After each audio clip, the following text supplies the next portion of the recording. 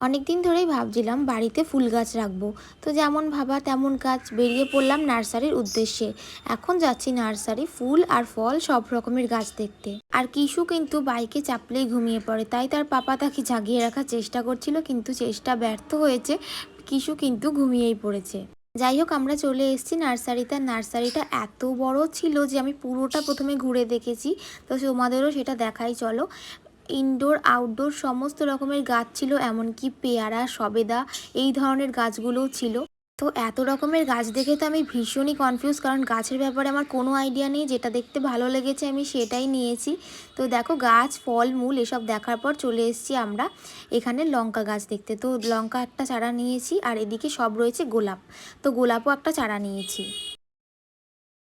আর জানো, এত সুন্দর জায়গায় গেছি, একটা ফটো তুলতে পারিনি, একটা সুন্দর করে ভিডিও করতে পারিনি। কিছু এত জ্বালাতন করেছে আসলে। ও এত গাছ আর ফুল দেখে না খুবই এক্সাইটেড হয়ে গেছিলো, কোলে একদমই থাকছিল না, এই সরু সরু জায়গার মধ্যে দিয়ে হাঁটাচলা করছিল। কিন্তু আমার ভয় লাগছিল যদি গাছের মধ্যে পড়ে যায় তাহলে কী কাণ্ডটাই না হবে বলো তো। আর এটা দেখো, কাগজ ফুল গাছ, একটা গাছে দু রকমের ফুল ধরেছে। তো প্রায় অনেকক্ষণ হয়ে গেছে, এখনও কিন্তু আমি পছন্দ করতে পারিনি যে আমি কি নেব এক্স্যাক্টলি। লঙ্কা চারা, গোলাপ গাছটা মনে মনে ভাবছি নেব, কিন্তু নেব কি নেব না একদমই বুঝতে পারছিলাম না।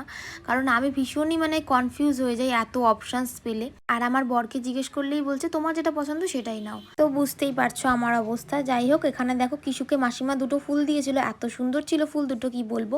আর কিশুর এত বুদ্ধি, ফুলগুলো নিয়ে ও নিজে নেবে না, কিন্তু এই নার্সারির যে মালিক তাকে গিয়ে দেখো ফুলগুলো দিয়ে আসবে। এই বুদ্ধিগুলো কোথা থেকে পায় আমি জানি না। যাই হোক, আমি একটা চন্দ্রমল্লিকা ফুলের গাছ, একটা পাতাবাহারি মতো টাইপের কিছু নিয়েছিলাম, ছবি দিয়ে দিচ্ছি দেখো। একটা লঙ্কা গাছ আর একটা হলুদ রঙের গোলাপ গাছ নিয়েছিলাম।